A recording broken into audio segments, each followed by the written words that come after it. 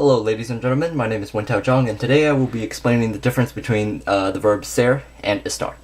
Now, whole books have been written about arguably the two most important Spanish verbs. I read a 300-page book with English annotations to create this video. Just kidding. This will be the subject of our discussion for the next few lessons, so soon you will have a very good understanding of how these two verbs are used. Now let's jump right in. Ser and estar can both be translated as to be. Now, to be has many different meanings, as I've shown here. Now, in English, you can write the apple is green, and many people will interpret it as, or people may interpret it in two ways. Now, you can say the apple is green, as in the apple is not yet ripe, and when it becomes ripe, it will turn maybe red, right? Maybe it's a golden delicious, or so be it. Now, the other meaning is that the color of the apple is actually green. That, it's green, it'll stay green for the entirety until it either rots or gets eaten, right? And, so this could be like a Granny Smith or something, I don't know. So in the first case, our example speaks of the condition of the apple, right? So when I say the apple is not ripe, I'm talking about the condition. The apple is green because it has not yet ripened. So when the condition of the apple changes, that is, when it has ripened, it will no longer be green, right? It will have been ripe. But in the second case, our example speaks of the essential characteristic of the apple. Now, the apple is green in color, so that means this particular apple will remain green even after it has ripened, right?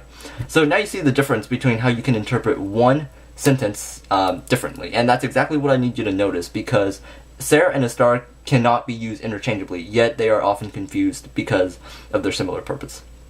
Now, in English, the verb to be can be used to tell how something is, or to tell how something is, basically the condition, and what something is, the essence. So when I say, how is the apple? I can say, it is unripe, right? But when I say, what color is the apple? You can only say, it is green, right? So to address condition, you would use estar, right? Estar is a irregular verb, so it does not follow the standard rule of conjugation. Therefore, you must memorize it. I have the conjugations for estar written right here. I'm going to zoom that in a little bit so you can see better, right? Estar. And I'm just going to pause it so you can pause and just ponder at it for a couple of seconds, even though you can look it up on Google.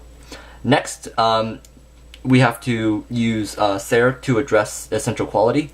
So ser is also irregular. You should have learned this in Spanish 1, but just as a review, please refresh right now. Okay? Alright.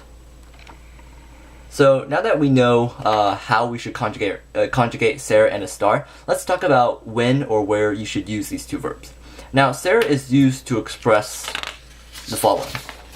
So for ser, you would use ser for place of origin, occupation, nationality, material that something is made of, possession, or an event, or when an event is taking place, right?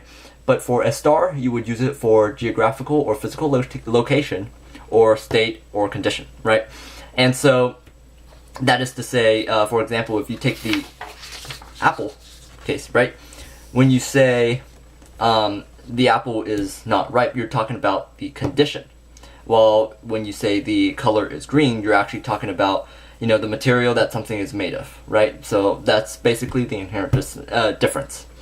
And that's pretty much all for ser and estar. As I've said, there are books written about it, so if you want to read in depth, then go right away. But as far as this tutorial is concerned, I'm just here to tell you the inherent differences. So once again, this is Wentao Zhang teaching ser and estar for Spanish 2. Thank you.